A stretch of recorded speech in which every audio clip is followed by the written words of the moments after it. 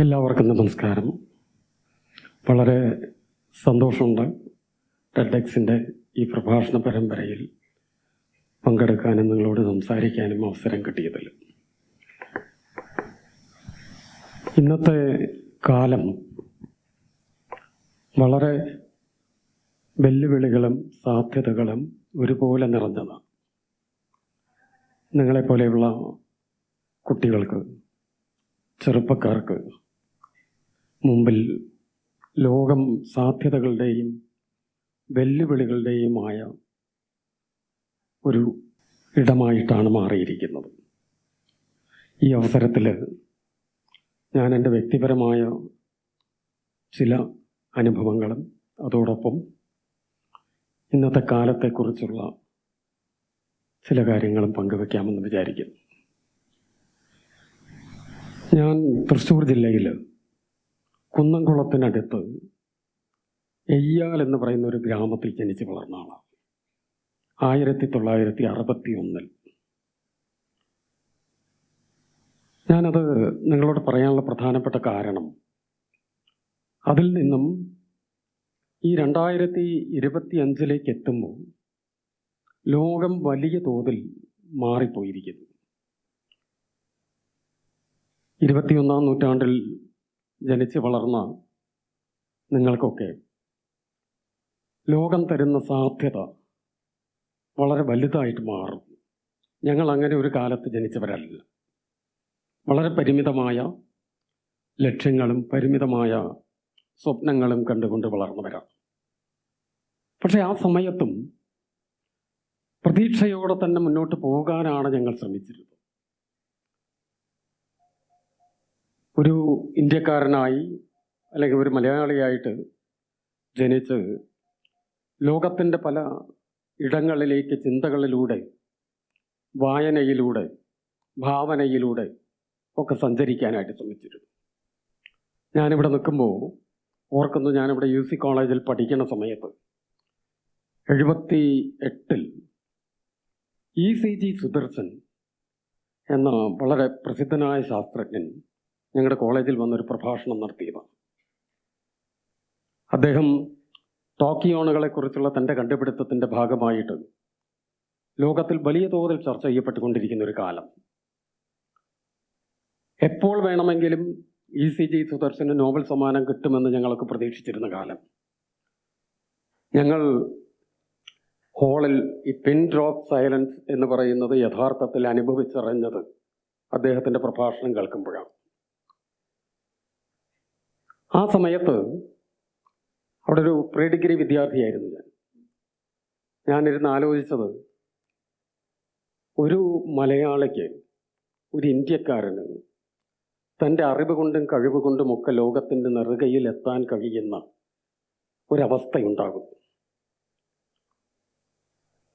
അത് നമ്മളെപ്പോലുള്ളവരൊക്കെ വളരെ പ്രചോദിപ്പിക്കേണ്ട ഒരു കാര്യമല്ലേ? നമുക്ക് എന്തുകൊണ്ടത് സാധ്യമായിക്കൂടാ എന്ന് എൻ്റെ ഒരു കൊച്ചു ബുദ്ധിയിൽ തോന്നിയിരുന്നു. എൻ്റെ ചില കൂട്ടുകാരുമായിട്ട് ഞാനത് പങ്കുവെക്കുകയും ചെയ്തു. അപ്പോൾ അവരൊക്കെ പറഞ്ഞു, നമ്മളെ കൊണ്ടൊക്കെ സാധിക്കുമോ? നമ്മൾ ചെറിയ പശ്ചാത്തലത്തിൽ, ചെറിയ തരത്തിൽ ചിന്തിക്കുന്ന, എന്തെങ്കിലുമൊക്കെ ഒരു ജോലിക്ക് വേണ്ടിയിട്ട് പഠിക്കുന്ന ഒക്കെ ആളുകളല്ലേ.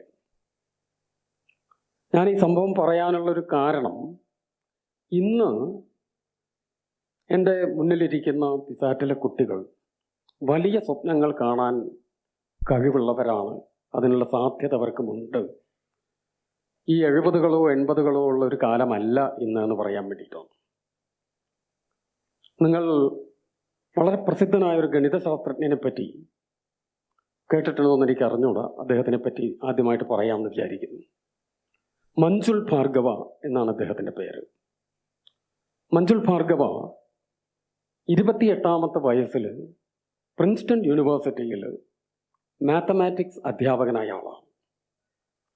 പ്രിൻസ്റ്റൺ യൂണിവേഴ്സിറ്റി നിങ്ങൾക്കറിയാവുന്നതാണ്, ലോകത്തിൻ്റെ അറിവിൻ്റെ കേന്ദ്രങ്ങളിലൊന്നായിട്ട് കണക്കാക്കപ്പെടുന്നതാണ്.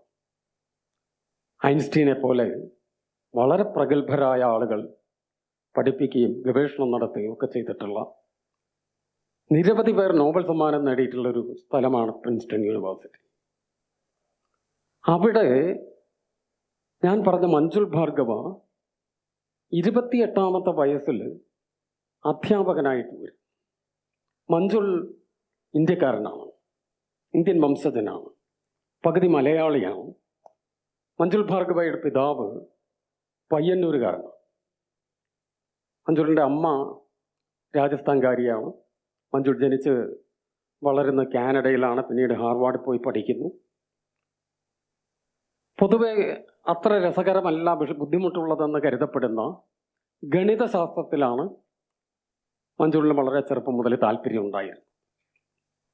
ആ ഗണിതശാസ്ത്രത്തിൽ ഉള്ള അദ്ദേഹത്തിൻ്റെ പഠനം, അന്വേഷണങ്ങളും ഗവേഷണങ്ങളും ഒക്കെയായിട്ട് വളരെ ചെറിയ പ്രായത്തിൽ തന്നെ മഞ്ജുളിനെ പ്രിൻസ്റ്റൺ യൂണിവേഴ്സിറ്റിയിൽ എത്തിച്ചു. ഗണിതശാസ്ത്രത്തിൽ നമുക്ക് ഭാരതത്തിനും കേരളത്തിനൊക്കെ വലിയൊരു പാരമ്പര്യമുണ്ട്. ആ പാരമ്പര്യം പലപ്പോഴും മിത്തോളജിയുമായിട്ട് ബന്ധപ്പെടുത്തി ഒക്കെ പറയാറുണ്ടെങ്കിൽ അങ്ങനെയല്ല. യഥാർത്ഥത്തിൽ ഒരു ശാസ്ത്ര പാരമ്പര്യമാണ്. ഗണിതശാസ്ത്രത്തിൽ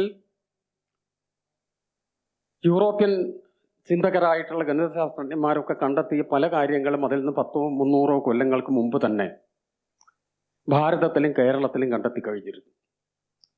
കേരളത്തിൻ്റെ കേരള സ്കൂൾ ഓഫ് മാത്തമാറ്റിക്സ് എന്ന് പറയുന്ന ഗണിതശാസ്ത്ര പദ്ധതികളെ പറ്റിയിട്ടുള്ള പഠനങ്ങൾ ധാരാളം പുറത്തു വന്നിട്ടുണ്ട്. ഇരിങ്ങാലക്കുട മുതൽ തിരുനാവായ വരെയുള്ള ഒരു പ്രദേശത്ത് ജീവിച്ചിരുന്ന സംഗമഗ്രാമ മാധവൻ, നീലകണ്ഠ സോമയാജി, ജ്യേഷ്ഠദേവൻ, അച്യുത പിഷാരടി തുടങ്ങിയ ഗണിതശാസ്ത്രജ്ഞർ ലെബനിസും ഫിബൊനാച്ചിയും ഒക്കെ കണ്ടെത്തിയ കാര്യങ്ങൾ അതിനും 100-300 കൊല്ലങ്ങൾക്ക് മുമ്പേ കണ്ടെത്തുക മാത്രമല്ല, അവർ അത് കൃത്യമായി രേഖപ്പെടുത്തി സൂക്ഷിക്കുകയും ചെയ്തിരുന്നു. ഈ ഗണിതശാസ്ത്ര പാരമ്പര്യം ലോകത്തിൻ്റെ മുന്നിലേക്ക് എത്തിച്ചത് മറ്റ് ഒരു വളരെ പ്രശസ്തനായ ഗണിതശാസ്ത്രജ്ഞൻ ജോർജ് ഗിവർഗീസ് ജോസഫാണ്. ജോർജ് ഗിവർഗീസ് ജോസഫ് നിങ്ങളെപ്പോലുള്ള അല്ലെങ്കിൽ നമ്മളെപ്പോലെയുള്ള മലയാളികൾ ഓരോരുത്തരും ഏറെ അഭിമാനത്തോടു കൂടി ഓർക്കേണ്ട ഒരു പേരാണ്. ബാരിസ്റ്റർ ജോർജ് ജോസഫിൻ്റെ പൗത്രനായിട്ടുള്ള ഗിവർഗീസ് ജോസഫ് 9ാമത്തെ വയസ്സിൽ കെനിയയിൽ പോയി അവിടെ നിന്നാണ് വിദ്യാഭ്യാസം തുടങ്ങുന്നത്. മാഞ്ചസ്റ്റർ യൂണിവേഴ്സിറ്റിയിൽ എമറിറ്റസ് പ്രൊഫസറാണ് അദ്ദേഹം. അദ്ദേഹത്തിൻ്റെ വളരെ പ്രശസ്തമായൊരു പുസ്തകമുണ്ട്, crest of the peacock, a non European history of mathematics. Crest of the പീകോക്കിൻ്റെ മലയാള പരിഭാഷ മയൂരശിഖ എന്ന പേരിൽ ഭാഷാ ഇൻസ്റ്റിറ്റ്യൂട്ട് പ്രസിദ്ധീകരിച്ചിട്ടുണ്ട്. ഇതിൽ പറയുന്നത് ഇന്ത്യയുടെ അല്ലെങ്കിൽ കേരളത്തിൻ്റെ അല്ലെങ്കിൽ യൂറോപ്പിന് പുറത്തുള്ള ഇടങ്ങളുടെ ഗണിതശാസ്ത്രത്തിൻ്റെ പാരമ്പര്യത്തെക്കുറിച്ചാണ്. ആ പാരമ്പര്യത്തിനെക്കുറിച്ച് വെറുതെ അങ്ങ് പറഞ്ഞു പോവുകയല്ല അദ്ദേഹം ചെയ്യുന്നത്. വളരെ കൃത്യമായ തെളിവുകളോടുകൂടി സമർത്ഥിക്കുകയാണ്. ഞാൻ നേരത്തെ സൂചിപ്പിച്ച കേരള സ്കൂൾ ഓഫ് മാത്തമാറ്റിക്സിനെ കുറിച്ച് ലോകത്തിൻ്റെ മുമ്പിൽ വരുന്ന ഏറ്റവും ആധികാരികമായ പുസ്തകം ഡോക്ടർ ജോർജ് ഗിവർഗീസ് ജോസഫിൻ്റെ ഈ ക്രസ്റ്റ് ഓഫ് ദ പീകോക്ക് എന്ന് പറഞ്ഞ പുസ്തകമാണ്. അതിൻ്റെ തുടക്കം തന്നെ യഥാശിഖ മയൂഖാണാം എന്നാണ്. മയൂഖത്തിൻ്റെ ശിഖ പോലെ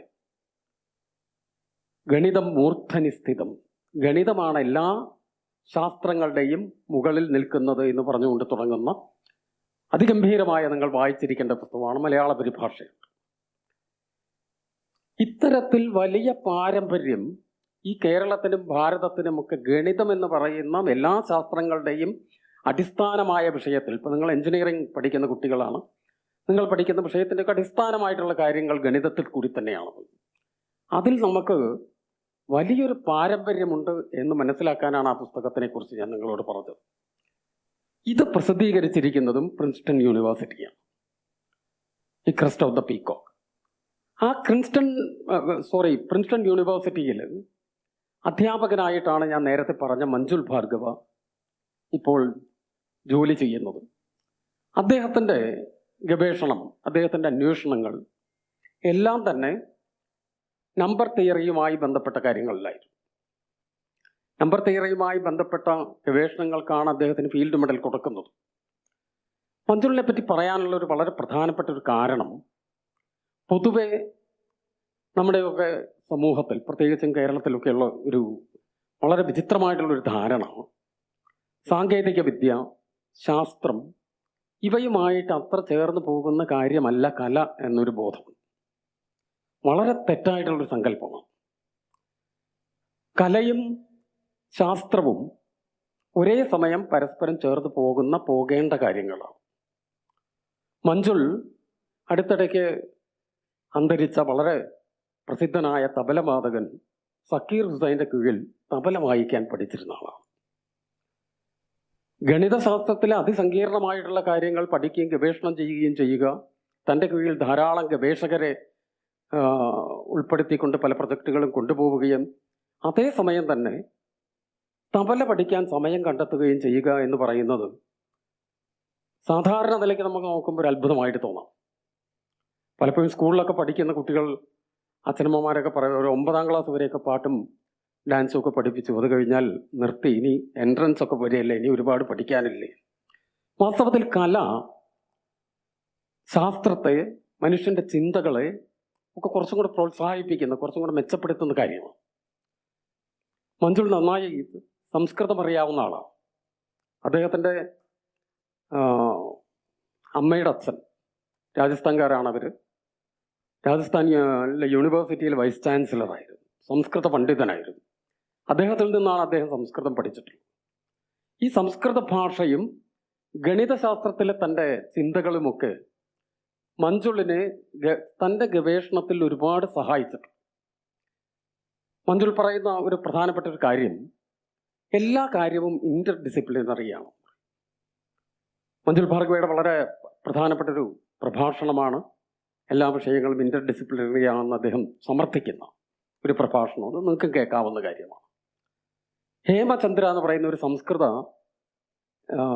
പണ്ഡിതനെ, സംസ്കൃതത്തിലുള്ള വളരെ പ്രസിദ്ധനായ എഴുത്തുകാരനെ ഉദ്ധരിച്ചുകൊണ്ട് അദ്ദേഹം തുടങ്ങുന്നു. ശൂന്യത എന്നുള്ള സങ്കല്പം എങ്ങനെയാണ് ഭാരതീയ ചിന്തകളിലേക്ക് വന്നത് എന്ന് ഹേമചന്ദ്രൻ്റെ കൃതികളിൽ ഉള്ള ഉദാഹരണങ്ങൾ നിലനിർത്തിക്കൊണ്ടാണ് മഞ്ജുൾ പറയുന്നത്. അതിൽ നിന്ന്, സാഹിത്യത്തിൽ നിന്ന് അതെങ്ങനെ തത്വശാസ്ത്രത്തിലേക്ക്, പാണിനിയുടെ ഗ്രാമറുമായി ബന്ധപ്പെട്ട സങ്കല്പങ്ങളിലേക്ക്, തത്വശാസ്ത്രത്തിലേക്ക്, ദാർശനികമായ തലത്തിലേക്ക് വരുന്നു എന്ന് മഞ്ജുളിൻ്റെ വളരെ വിശദമായിട്ട് പറയുന്ന ഒരു പ്രഭാഷണമുണ്ട്. പാണിനിയിൽ നിന്നാണ് അത് ഗണിതത്തിലേക്കും ശാസ്ത്രത്തിലേക്കും എത്തിയത്. അപ്പോൾ മഞ്ജുൾ ഭാർഗവ പറയുന്നത് സാഹിത്യത്തിൽ തുടങ്ങി തത്വശാസ്ത്രത്തിലേക്കും ദർശനങ്ങളിലേക്കും എത്തി, അവിടെ നിന്ന് ശാസ്ത്രത്തിലേക്ക് വരുന്ന ഒരു സങ്കല്പത്തിൽ കൂടിയാണ് ശൂന്യത എന്ന് പറയുന്ന ഒരു കാര്യത്തിനെ പറ്റി ഭാരതം ചർച്ച ചെയ്യുന്നത്. അതിൽ നിന്നാണ് അവസാനം ഈ പൂജ്യം എന്ന് പറയുന്ന ആ സങ്കല്പം നമ്മൾ കണ്ടെത്തുന്നത്. അത് ഗണിതശാസ്ത്രത്തിൽ വളരെ വിലപ്പെട്ടൊരു കാര്യമാണ്. അപ്പം നിങ്ങൾക്ക് മറ്റ് ഭാഷകളിലെ അല്ലെങ്കിൽ മറ്റിടങ്ങളിലെ ഒക്കെയുള്ള ഗണിതശാസ്ത്ര അക്കങ്ങളുമായി ബന്ധപ്പെട്ട കാര്യങ്ങളെക്കുറിച്ചുള്ള അന്വേഷണങ്ങളും അല്ലെങ്കിൽ അതിൻ്റെ രീതികളൊക്കെ പഠിക്കുമ്പോൾ മനസ്സിലാക്കാം, ഈ പൂജ്യമാമരൊന്നും ഉപയോഗിക്കുന്നില്ല. ഇപ്പോൾ റോമൻ അക്ഷരമാല ക്രമം അനുസരിച്ച് അല്ലെങ്കിൽ അക്കങ്ങളുടെ ക്രമം അനുസരിച്ചിട്ടാണെങ്കിൽ അങ്ങനെയല്ല, അത് വളരെ കോംപ്ലക്സ് ആണ്. ഈ പൂജ്യം എത്തുന്നതോടുകൂടി വലിയ രീതിയിൽ അതിനെ മാറ്റാൻ കഴിയുന്നുണ്ട്. ഭാരതത്തിൻ്റെ ഗണിതശാസ്ത്രത്തിലുള്ള വലിയൊരു സംഭാവനയായിട്ട് നമ്മൾ കണക്കാക്കുന്നു. പക്ഷെ അതിലേക്ക് എത്തിയത് എങ്ങനെയാണ് എന്നതിനെപ്പറ്റി ഇദ്ദേഹം പറയുന്ന കാര്യങ്ങളും വളരെ പ്രസക്തമാണ്. ഒരു കാര്യം നിങ്ങളെ വീണ്ടും ഓർമ്മിപ്പിക്കണം ഈ അവസരത്തിൽ നിന്ന് കരുതുന്നു. ഞാൻ ഈ പറഞ്ഞതെല്ലാം ഇക്കാലത്ത് നന്മകളെക്കുറിച്ചാണ്. അത് കേട്ടാൽ തോന്നും വളരെ നല്ല ഒരു മനോഹരമായിട്ടുള്ളൊരു കാലമാണ് ഇത് എന്നുള്ള തോന്നും. ഒരു പരിധിവരെ ശരിയുമാണ്. എന്നാൽ ഇതേ സമയത്ത് തന്നെ നമ്മളെ ഭയപ്പെടുത്തുന്ന രീതിയിൽ നമ്മുടെ സമൂഹത്തിലേക്ക് വലിയ തോതിൽ കടന്നു വരുന്ന വയലൻസിൻ്റെ ഒരു കാലം കൂടിയാണ്. ഭീകരമായ തോതിൽ വയലൻസ് നമ്മുടെ സമൂഹത്തിലേക്ക് കടന്നു വരും. A cancerous growth of violence. ഓരോ നിമിഷവും ഒരു ചീത്ത വാർത്ത കേൾക്കാൻ നമ്മൾ തയ്യാറെടുത്തിരിക്കേണ്ടി വരുന്ന ഒരു കാലമായിട്ട് മാറിയിരിക്കും. ഇതൊക്കെ ചെയ്യുന്നതും ഞാൻ നേരത്തെ പ്രതീക്ഷയുടെയും അഭിമാനത്തിൻ്റെയും ഒക്കെ ഐക്കൺസ് ആയിട്ട് പറഞ്ഞിരുന്ന നമ്മുടെ ചെറുപ്പക്കാരികളും ഒക്കെ തന്നെയാണ്. ഇതൊട്ടും ആശാസ്യമായിട്ടുള്ളൊരു കാര്യമല്ല. നിങ്ങൾക്ക് ഓരോരുത്തർക്കും എത്ര വലിയ നേട്ടങ്ങൾ ഉണ്ടാക്കിയാലും ഈ സമൂഹത്തിൽ നല്ല രീതിയിൽ ജീവിക്കണമെങ്കിൽ ഇവിടെ സമാധാനവും ശാന്തിയും പരസ്പര വിശ്വാസവും ബഹുമാനവും ഒക്കെ നിലനിൽക്കണം. മറ്റാരെങ്കിലും വന്ന് ഇത് നമ്മൾക്കുണ്ടാക്കി തരുമെന്ന് ഞാൻ വിശ്വസിക്കുന്ന ആളല്ല. ഗവൺമെൻറ്റിനും മറ്റ് സംവിധാനങ്ങൾക്കും ഒക്കെ അതിൻ്റെ ഉത്തരവാദിത്വമുണ്ട്, ഇല്ലാത്തതുകൊണ്ടല്ല. നമ്മൾ തന്നെ ആത്മാർത്ഥമായി ശ്രമിക്കുക എന്നതാണ് അതിൽ ഏറ്റവും പ്രധാനപ്പെട്ട കാര്യം. ഹിംസ ഒരു തരത്തിലുള്ള പ്രശ്നങ്ങൾക്കും പരിഹാരമല്ല. വയലൻസ് കൊണ്ട് ഒരു പ്രശ്നവും ലോകത്തിൻ്റെ ചരിത്രത്തിൽ പരിഹരിക്കപ്പെട്ടിട്ടില്ല. കുടുംബം മുതൽ രാഷ്ട്രങ്ങൾ വരെയുള്ള കാര്യമായാലും. പക്ഷേ വയലൻസിലേക്ക്, അതിൻ്റെ പ്രലോഭനങ്ങളിലേക്ക് നമ്മളെപ്പോഴും ചെന്ന് വീഴുന്നു. നിങ്ങളൊന്ന് ആലോചിച്ച് നോക്കൂ, കോവിഡ് പോലെയുള്ള വളരെ അപകടം പിടിച്ച മനുഷ്യവംശത്തിനെ മുൾമുനയിൽ നിർത്തിയ ഒരു മഹാമാരി നമ്മളെ വലിയ പ്രതിസന്ധിയിലാക്കിയ ഒരു കാലം കഷ്ടിച്ച് കടന്നു പോകുമ്പോൾ, ഒരു വാക്സിൻ കണ്ടെത്തി അല്പം ഒരു ആശ്വാസം കിട്ടിയ സമയത്ത് യുദ്ധത്തിനിറങ്ങി തിരിച്ച റഷ്യയും ഉക്രൈനും തമ്മിലുള്ള യുദ്ധം നടക്കുന്ന സമയത്താണ് തുടങ്ങുന്നത്. ആ വിഭാഗത്തിൽ ഒരാളാണ് എന്ന് പറയുന്നത് പോലും എനിക്ക് ലജ്ജയാണ് തോന്നുന്നത്. എങ്ങനെയാണ് നമ്മൾക്കത് സാധിക്കുന്നത്? വീണ്ടും വീണ്ടും ലോകത്തിൻ്റെ ഏതെങ്കിലും മൂലയിൽ ഹിംസ ആവർത്തിക്കപ്പെട്ടുകൊണ്ടേയിരിക്കുന്നു. ഉക്രൈനിലാവാം, പലസ്തീനിലാവാം, ലങ്കയിലാവാം, മറ്റിടങ്ങളാവാം. ഓരോ കൊച്ചു കുടുംബങ്ങളിലേക്കും അത് കടന്നു വരുന്നു. എൻ്റെ പ്രിയപ്പെട്ട കുട്ടികളോട് എനിക്ക് പറയാനുള്ളതാണ്, സേ നോ ടു വയലൻസ്. ഒരു തരത്തിലും ഒരു വയലൻസും അനുവദിക്കരുത്. ഈ സമൂഹം, നമ്മൾ ജീവിക്കുന്ന ഈ മണ്ണ് ഒരു തരത്തിലും അത്തരം ഹിംസയുടെ കേന്ദ്രമായിട്ട് മാറാൻ പാടില്ല. പരസ്പര ബഹുമാനം വേണം. നമ്മൾ വ്യത്യസ്തമായ ചിന്താഗതികളും ഒക്കെയുള്ള ആളുകളാവാം. മ്യൂച്വൽ റെസ്പെക്റ്റോടു കൂടി നമ്മൾക്ക് ജീവിക്കാൻ കഴിയണം. അതേപോലെ ആത്മവിശ്വാസത്തോടു കൂടി മുന്നോട്ട് പോകാൻ കഴിയണം. ലോകത്തിലെ ഒരു രാജ്യത്തിൻ്റെയും പുറകിലല്ല നമ്മൾ. അറിവ് കൊണ്ടും കഴിവ് കൊണ്ടും ലോകത്തിൻ്റെ നെറുകയിൽ നിൽക്കാൻ നിങ്ങൾ ഓരോരുത്തരും അർഹരാണ്. അതിന് നിങ്ങൾക്ക് കഴിയട്ടെ എന്ന് ആശംസിക്കുന്നു. നിങ്ങൾക്ക് കഴിയുന്ന മേഖലകൾ തിരഞ്ഞെടുക്കുക. കലയാവാം, സാഹിത്യമാവാം, സംഗീതമാവാം, ടെക്നോളജി ആവാം, ശാസ്ത്രമാവാം, ഏതുമാകാം, ബിസിനസ്സോ എന്താവാം. ഏത് രംഗത്തായാലും മികച്ച നേട്ടങ്ങൾ നിങ്ങൾക്കുണ്ടാവട്ടെ എന്ന് ആശംസിക്കുന്നു. എല്ലാവർക്കും എൻ്റെ നമസ്കാരം.